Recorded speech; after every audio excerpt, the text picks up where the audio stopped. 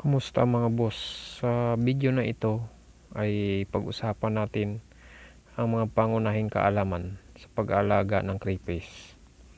Mula sa paghahanda ng tamang tangke, pagbili ng substrate, pagpapakain at pagbantay sa kaniyang kalusugan.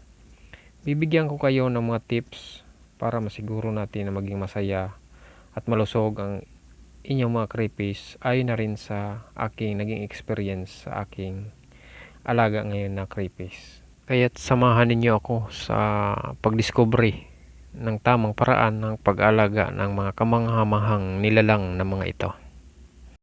Welcome to my channel Idea Mo TV.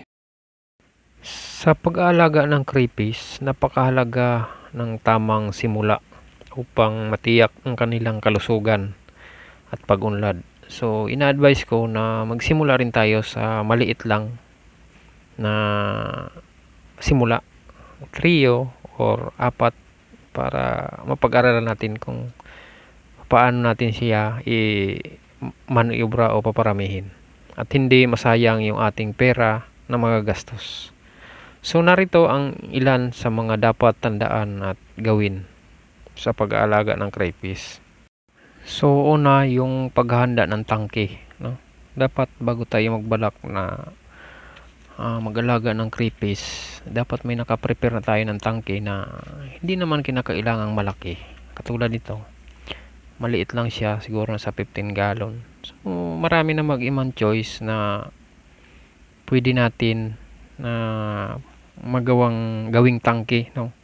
Para makapagsimula tayo sa simula pa lang. So sa ganitong laki, 15 gallon, advisable dito ay nasa trio lang, kasi pag sobrang dami na, pag lumaki na sila, nagkakaroon na ng mortality kasi maliit lang yung espasyo sa crayfish para sa kanila. Next is ang storage box, no? Sa mga baguhan pa lang na gustong mag-alaga, na nagtatanong rin sila kung pwede. So pwede ang storage box, no? Ayon sa mga nakita ko rin na panood. So ginagamit rin siya na lagayan ng ganito, basta may aerator lang, pwede siyang gawin, o di kaya may ano rin siya, may filtration. So sa maliit na ganito, makapag-start na tayo. Sa mga baguhan, pwede natin gawin yan. Next is yung ice box, ano, tulad nito, pwede rin natin itong magawa, pasimula. Maraming mga pwede nating lagyan ng crayfish para sa ating pagsimula. Sa ganitong taas, kunti lang naman tubig, hanggang dito lang naman nating lalagyan. So pwedeng pwede siyang gawin, no? Kasi mababaw lang naman kailangan tubig na ilagay. So maraming pwede nating gawing lagayan na hindi na natin kailangang gumastos pa ng mas malaki, habang ang ating pinapag-aralan yung pagki-crayfish farming, ano, sa mga nagsisimula na katulad ko. So ito yung may share ko lang sa inyo, kasi tulad nito, maliit na bagay na nandyan lang sa paligid, pwede nating gawing lagayan na hindi na natin kailangan gumastos pa ng mas malaki. So mga boss, may kailangan pa rin tayong idagdag sa ating tangke, ano? Kailangan natin ng filtration na tinatawag. So ang purpose nito, filtration na ito, para mapanatili nating malinis yung ating mga tubig. Yan, tingnan natin. Yan, itong dumi na ito, nanggagaling to doon sa ilalim, yung hinihigop. So dito sinasala niya bago bumaba doon ulit sa tubig, malinis na siya kasi may mga dinadaanan na siya. Yan, dumi na yan. Mga bulok na dahon doon sa ilalim. So dadaan dyan. Then yan, may lava rock dyan. Kailangan din natin yan. So yan, katulad yung binanggit ko nakaraan niya, may uling para manatiling hindi mabaho yung tubig, no? So mga simpleng tip ko lang ito sa mga baguhan din na katulad ko, na which is yun, yung aking na-experience, ano. Mga boss, sa mga baguhan, no, malaking bagay ang may ganitong filtration, kasi unang-una, hindi tayo palit ng tubig kahit makalimutan natin na palitan, ano. Pag may ganitong filtration, kahit once a week ka magpalit, okay lang siya. Kung mapapansin niyo boss, ang linaw pa ng tubig, ano. Yan, pakalinaw. Yan, may mga bulok na dahon. Okay? May mga 1 week na yan. Pag tiningnan mo, ang linaw. Ang linaw siya kahit matagal mo siyang palitan. Ito, may mga 10 days na ito na ganito. So matagal-tagal ko na siyang hindi napalitan. Malinaw pa rin siya dahil sa filtration yan. Yan, may aerator na rin yan. May aerator na siya. So isa rin yan sa kailangan natin, aerator, para sa kailangan sapat na oxygen ng ating mga alaga. So tip ko lang rin mga boss, no, kung una tayong mag-alaga ng mga crayfish, no, piliin natin yung ano, yung sinasabi ng 3-in-1 pagdating sa filtration bago aerator. Yan, magkasama na yan, isang set na siya. Mura naman siya, affordable naman. Yan yung ginagamit ko ngayon. So next na i-prepare natin yung mga hides, ano, yan, PVC hides. Pwede yan. Yung mga hides niyan dapat nating i-prepare.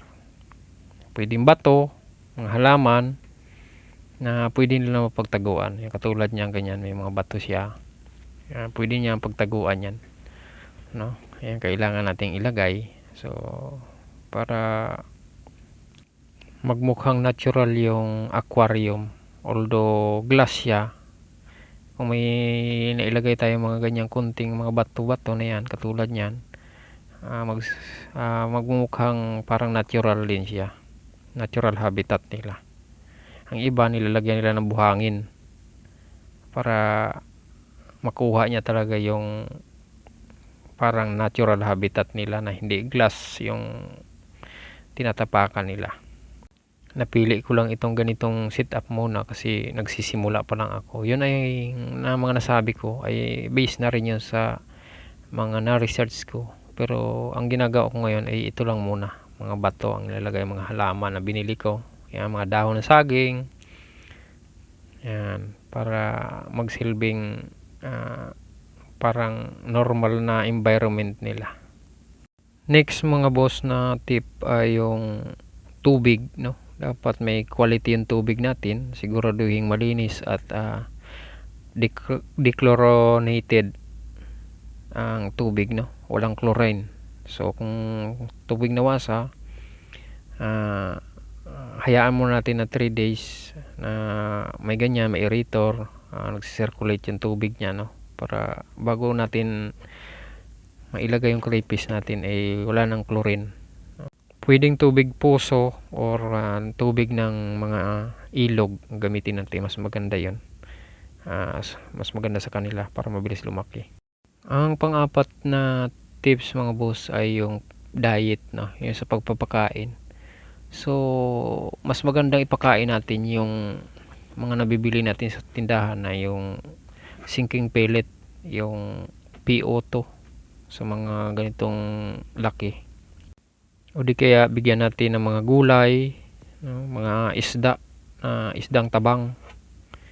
Siguraduhin lang na bago tayo maglagay ng mga isda, yung mga frozen food, kinabukasan ay magre-rewater tayo, papalit tayo ng tubig para maiwasan natin yung bubula, babaho yung tubig na magiging cause ng ammonia, no, para sa ikakamatay ng ating mga alagang crayfish.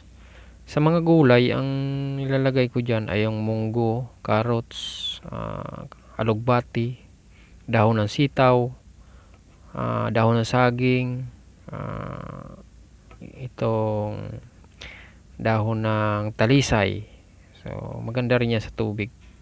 Nakakatulong din tong dahon ng saging at dahon ng talisay para maging normal yung ating tubig. Yan, katulad yan, talisay yan, na ito yung dahon ng talisay. Ilang araw na yan siya dyan na nakababad, halos 1 week na, dahil may filtration tayo. Okay lang sa kanila yan kasi sanay naman ang mga crayfish sa mga nabubulok, hindi sila masilan sa mga nabubulok. Basta hindi lang magka-cause ng ammonia yung kanilang tubig. Ang isa pang tips na maibibigay ko sa inyo mga boss ay itong pagbabantay sa ating mga alaga, no? Sa kanilang pag-uugali. So, kailangan rin nating bantayan yung kanilang mga kilos, yung pagiging sobrang tahimik o pagiging agresibo ay maaring may senyalis ng problema, no? Ang molting, isa rin yan, which is normal naman na sa kanila yan, na kailangan huwag rin natin disturbuhin kung sakaling nagmo-molt sila habang ginagawa ito. So, yung ugali ng crayfish, dapat obserbahan natin kung anong dahilan ng pagbabago ng kanilang behavior. At ang huling tips ko mga boss ay yung sa kaligtasan ng ating mga alaga, no? Siguraduhin natin na may yung aquarium natin, walang possible na pwede nilang madaanan or akyatan para tumakas, lalo na pag nagsisimula pa lang tayo, ilang piraso pa lang, madali namang i-monitor siya. So sa akin, nilagyan ko ng takip yung taas ng aquarium ko na ito para siguradong hindi sila makakatakas, no? Yan, katulad yung screen na yan. Isa pa, yung tanksmate nila. Kung maglagay tayo ng isda na maliliit, iwasan natin yung mababagal na isda, na dahil maaari nilang kainin ang mga isdang mababagal, crayfish. Ito, dalawa na lang. Dati 4 ito, no? Kinain na nila yung dalawa kasi mababaw lang kasi ang tubig nito. So malamang, magtataka ako bakit dalawa na lang naiwan. 4 yan, kinain nila yung dalawa. So pag may chance sila na kaya nilang kainin, kinakain nila kasi kumakain nga sila ng mga ganyan isda. So yan ang isa rin nating paghandaan pagdating sa ganitong pag-aalaga ng crayfish. So yan mga boss, hanggang dito na lang ang aking video, no? Salamat sa panonood mga boss. Sana ay marami kayong natutunan tungkol sa tamang pag-aalaga ng crayfish. Kung nagustuhan nyo ang video na ito, huwag kalimutang mag-like, mag-subscribe at i-click ang bell icon para updated kayo sa aking mga susunod na updates ng alaga kong crayfish at iba pang videos. Kung may mga katanungan o karagdagang tips, i-comment lang sa ibaba. Hanggang sa muli, happy crayfish keeping!